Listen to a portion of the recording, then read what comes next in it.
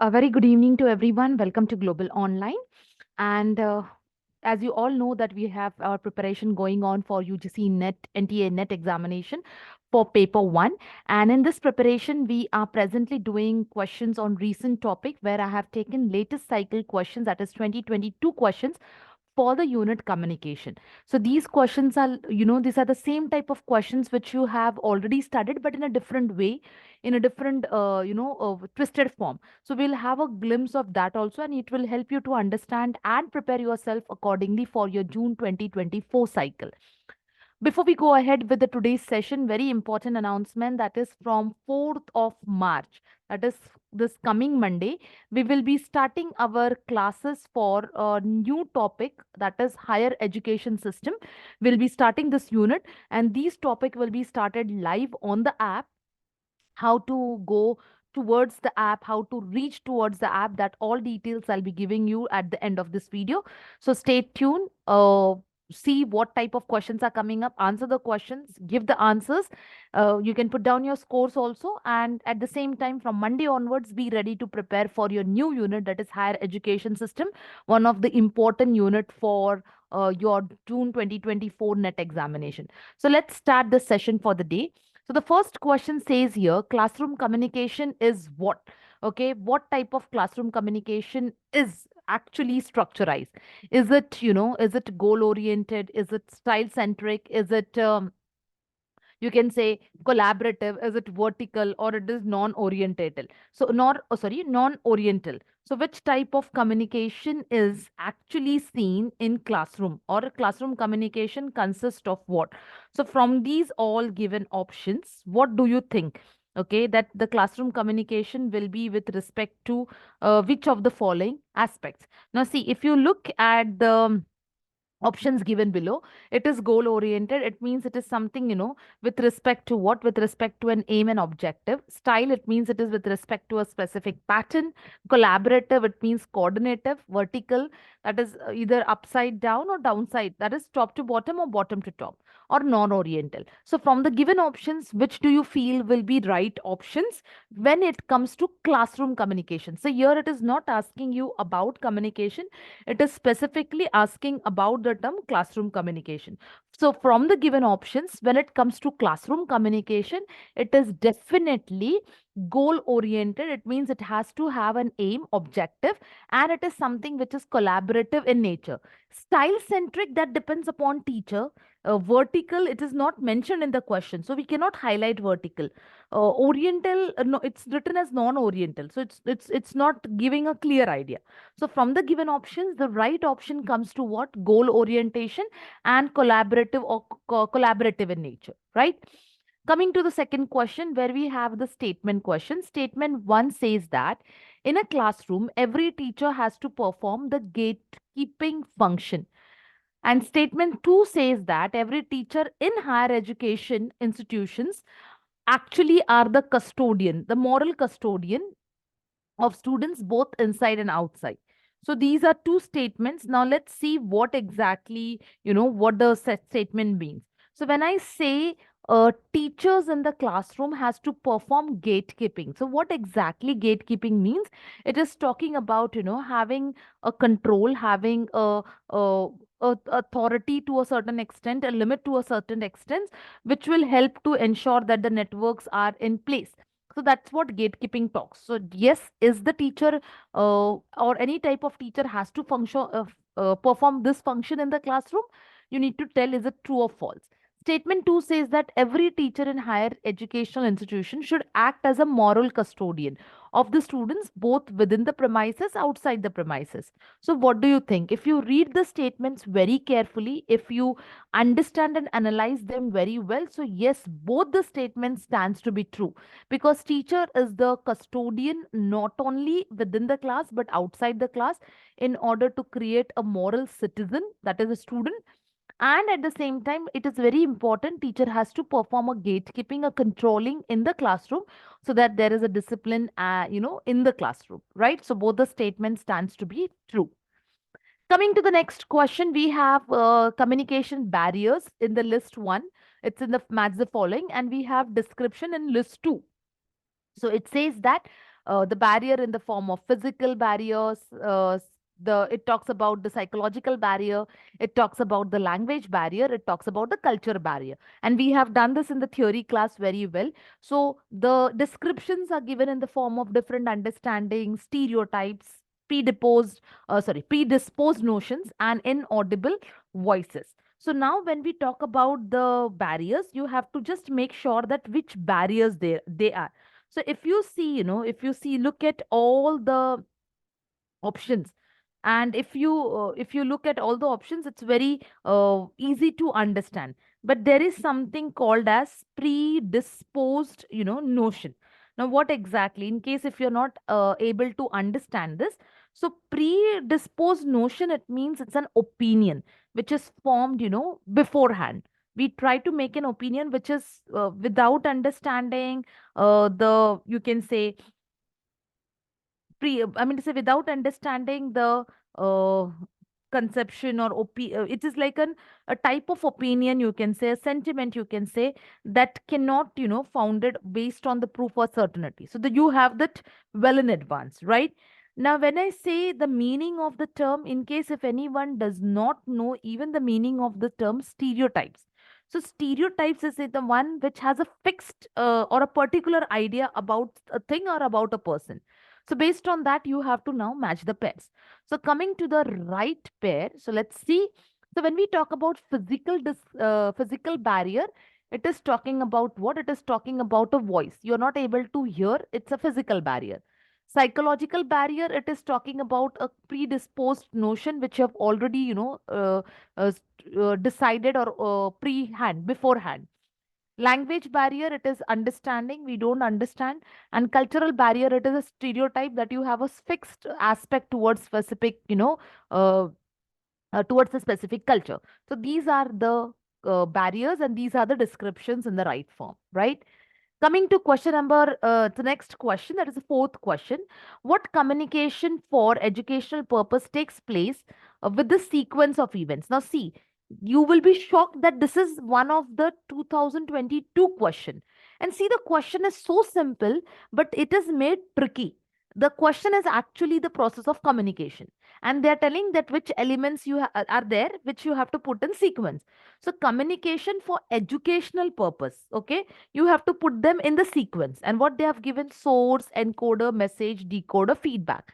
So it's basically a communication cycle, it's a communication process, and you have to define them very well. That's what the question is.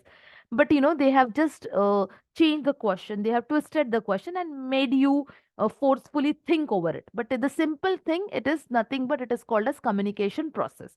So let's see what is communication process is. Yes, the source is the sender encodes the message is delivered, the receiver decodes the message, the receiver is not given. So definitely after receiver comes his feedback, and the feedback is given. And that's how the sequence is A, B, C, D, E in a proper way it is given, right? Now, coming to the next part, a teacher who encourages students' participation in communication will ensure what? So, the teacher wants the class to be active or the class to be interactive, right? So, what the teacher will do? The teacher will give opposite views. Teacher will have a self system. Teacher will talk about the class performance. Teacher will speak about the professional development, or teacher will talk about the binary distractions. So, what exactly this indicates? Okay, so if you look at, okay, again, if you look at all the options given below, so when we talk about the options in that opposite view, you can understand what exactly each option is talking about. Okay, but still, in case if there are some students who are not able to understand this two, three options, I'll just explain them what exactly, you mean by binary distractions. Okay, what is called as binary distraction. So let me tell you first, and then you can go for the answer. So when I say binary distraction, no, it is something, it is something which will take away your attention and get you involved in somewhere else. Or, it will help you to get deviated from that. So basically, when we talk about binary distraction, it is taking out your attention, and it is, it is trying to uh, get you into something which you're not at that point, you're not you're not supposed to, get distracted. So it is basically the state of distraction. What do you mean by that? It is nothing but it is called as your state of distraction, right? Now, I hope it is very clear with you. Still, if you're not able to understand or recall one simple thing, binary distractions basically are not desirable, and it is not a motive of a teacher. So in any case, teacher does not want the students to get distracted. Now, what is this self system? Self, actually, this no here, this may be a little bit of, printing error. So it is basically self, not system, it will be. I will just, still, because there is actually no such concept, it will be self esteem. The term will be self esteem. That is your self confidence. Okay. So still, once I'll check, but it is 101%, it is self esteem only, right? So when we see teacher encourages for what? So teacher encourages, see, yes, so this is basically self esteem, class performance, yes, and professional development. Opposite views, it means contradictory views, no, and binary distraction will never done by teacher, right? Coming to the next question, you again have barriers and you have description. See, the barriers are a different bit, and they have given the description also different. So, semantic, I have explained you what it is. Then you have your psychological barrier, personal barrier, physical barrier. Options given are lack of physical clarity, faulty messages, poor retention, lack of time. So, looking at them and coming to the options, right option, we have done this question just few minutes back. Similar question. So the right answer, C. When we talk about semantic, it means it is a faulty message, right? A wrong use of words or false message. Psychological, it talks about your retention. Yes. Personal, it talks about what personal indication is lack of time. Maybe, you are not able to concentrate, no time management, no organization skills. So that are your personal problems. Physical barrier, that is a physical clarity is not there. That's how the right answer comes to. Now, coming to next question, when communication enhances the interaction of learners. So now, when the communication will enhance the interaction, if when it is, interaction. See, in physical interaction will come, psychological interaction will come, artistic it will come, or it will come in the form of transient. Okay. So where you can see the interaction, in what way you can see the interaction. So if you look at the question again, no, the question is very easy. So interaction will be physiological, psychological, artistic, or transient. Transient meaning, if you do not know, it's a small time, a short time, right? So obviously interaction comes only with the help of psychological enhancement. Okay, not it's not an artistic or a in a short period of time, or physical. It is with the help of psychological aspects, right? Now, again you have statement question. Statement 1 says signs and symbols have internal relation to produce messages. Then we have, next one we have is this is possible because of network of sign through such relations. So what exactly it talks about? Signs and symbols do have internal relation, or is it possible because of networks of sign? So if you look at both the statements, yes, both the statements are true because signs and symbols have the meaning, and it is because of, the relation. So yes, both the statements stands to be true with respect to communication. Coming to the next list, you have types of communication. We have done a lot of questions on types of communication statement wise, but we have the question now, match the following. So you have intra, inter, group, and mass. Characteristics you have, that is between the persons, within an organization, large number, within oneself. See, again, such a easy question, but yes, it was the question of 2022 of one of the cycle. So when we look at the options, it should be on the tip of your tongue, and it should be really very quick.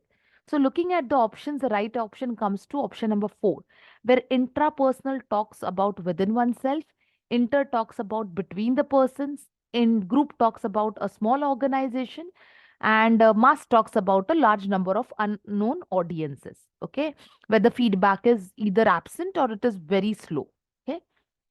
Now, coming to the next question, in communication process, the sender and the receiver interchange their roles with respect to sending and receiving of message. So it is called as what? Universal model, transactional model, singular model, pluralistic model. I have done all the 10 models with you. Linear model, we have done transactional model, we have done interactive model. In that, we have done Aristotle, Laswell's model, Shannon-Weaver model, Berlow's model, Osgood's model, helical model, White model. Okay. Then we have done as comms model. So these all models I have given, and the question is very simple: in which model the role gets reversed? So we have studied one model where the role gets reversed is nothing but the transactional model, where the it's dynamic. Okay, so its sender becomes receiver, receiver becomes sender. That's what it is talking about, right? So yes, we have this set of questions, everyone. So make sure that now, if you are willing and making sure that, okay, you want to crack your examination, do get registered with our global online app. How to go for that? Download the Google Play Store. So with the help of Google Play Store, download the app, register yourself with the registered mobile number, go to UGC NET 2024. Once your payment is done, you get access to all the information. Contact details are given. You can go for the contact details and start preparing and aim of your cracking of the examination. That's all for the day. Thank you, everyone. Don't forget to join the live classes. That is from Monday, where we are going to start a very important unit that is called as higher education. Right? Thank you.